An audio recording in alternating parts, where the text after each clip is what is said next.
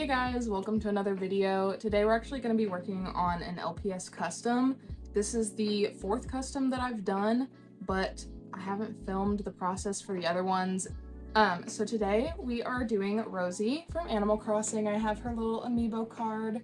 Of course it's in a card protector because I got paint on the back of it. I knew that would happen while I was referencing. But Rosie was my first ever Animal Crossing character in Pocket Camp because that was my first game that I ever played from Animal Crossing.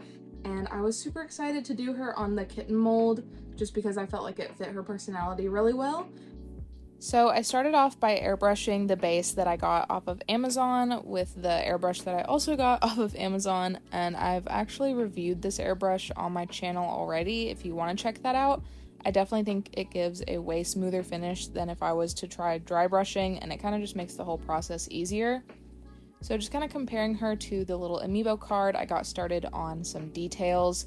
I did airbrush the white tips on her ears, but I almost wish that I did that with paint. And I used this little plastic container to hold all of my mixed colors in because acrylic dries really fast, and if I'm working on a project over multiple days, it is nearly impossible to color match. So here's me trying to get just the right little like bluey purple for her, and then I started on her ears. I originally started with this larger paintbrush, but then I totally forgot that I had gotten a detail brush the other day and went in with that one, and it made things 1,000 times easier for me. I still paint really slow with miniatures because I have pretty shaky hands. It's a combination of caffeine and medication, but I saw this mess up here. And this actually happened because I got some random paint on her and tried to peel it off, and then it just removed the underpaint. So instead of just painting over these areas white to begin with, I scratched off the paint to collect and then try and patch up the little area that was missing. And then I also just kind of did the little gradient in her ears as well. And going in with her cheeks, the little cheek blushies are always really daunting to me because you have to get them symmetrical, and it's kind of hard to work with the mold because like with eyes and ears, you can kind of just go from the mold's lines, but not really with blushies. You have to be pretty careful. So I just went in super duper slow, again trying to keep my hands as stable as possible. And I think I got the pink color pretty dang close. I think it really matches her, despite the rest of her kind of being a pastel version. And this is partly just because of the images that I was referencing whenever I originally mixed the paint for the airbrush. It just kind of came out lighter. But I really like how it turned out. I originally put her nose as pink, but then I changed it to blue to kind of match her actual design a little bit better. And I did kind of scratch the eyes just to get more paint to patch up that mistake that I made earlier. Then I went over that with white just to kind of give it an even coat for the sclera, I believe it's called. And this took a couple of coats. I feel like white is always thinner than other paint colors and it's less opaque. But it wasn't too terrible. I feel like this eye mold was pretty deep, so it was easy to achieve a pretty even circle. I feel like mixing the perfect color for her little hair tuft was pretty difficult for me just because it wasn't exactly like the photo, but I still wanted it to match the fur color that I had went with for this custom. So after finally getting the right color, I was able to paint it, and it was, again, pretty easy. I feel like this mold has pretty defined lines, and it also helps that this blue was a really dark color, so I didn't have to do very many coats to get it to be pretty darn opaque. Sorry it's out of focus a few times, my phone just kind of struggles whenever I'm close to the camera. But here's a little progress shot of her eyes not completely done. And of course it was so anxiety inducing to try and get the mouth lines just perfect and not go over too much. And here's where I fixed her nose a little bit. I also went in and covered up the spots that I had scratched up from earlier, just with some darker paint. I figured since it was on the bottom of her body it wouldn't matter too much. And I also went ahead and finished up those gradients in her ears and stuff. And in the actual like amiibo card and in the game, it's a little bit more red on the outside of those gradients, but I was going for kind of a more pastel version of her, and so I think this fits pretty well.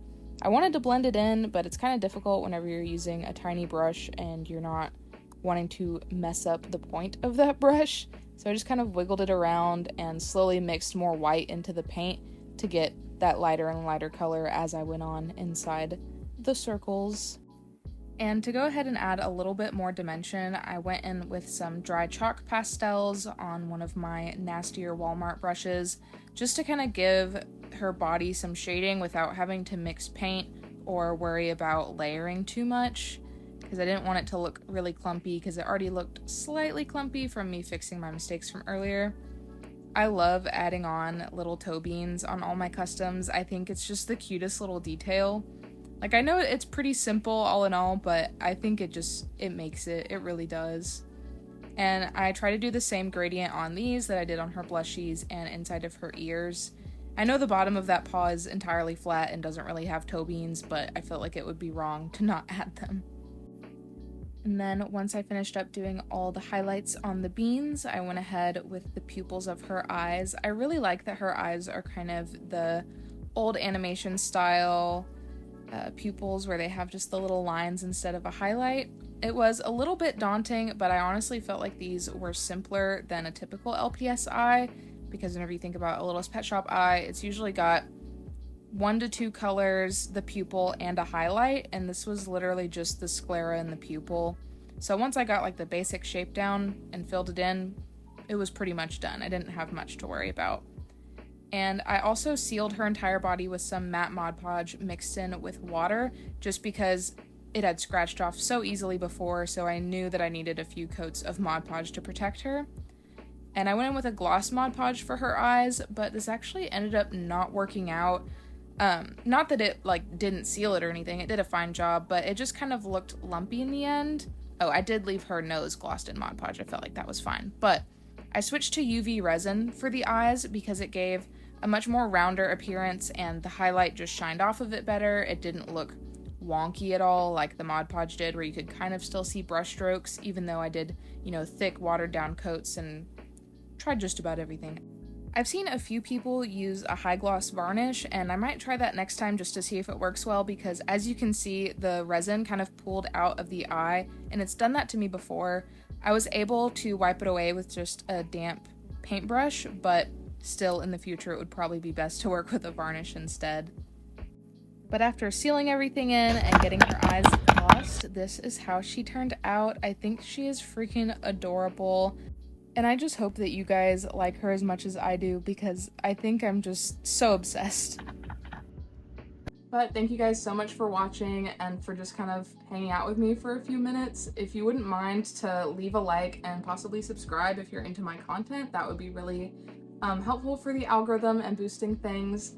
I would also love to know what your guys' favorite Animal Crossing characters are. I plan on doing more customs in the future, so maybe I'll end up doing one of your faves, who knows. I also have all of my links to my socials down below, and I do have my Etsy as well where I sell my stickers. They're LPS related, and then I have one Monster High one, and I'm gonna be working on some more designs, just kind of nostalgic things and other fan art, but the LPS stuff will not be stopping, don't worry. Thanks for watching the video, guys. See you in the next one. Ow. Jerk.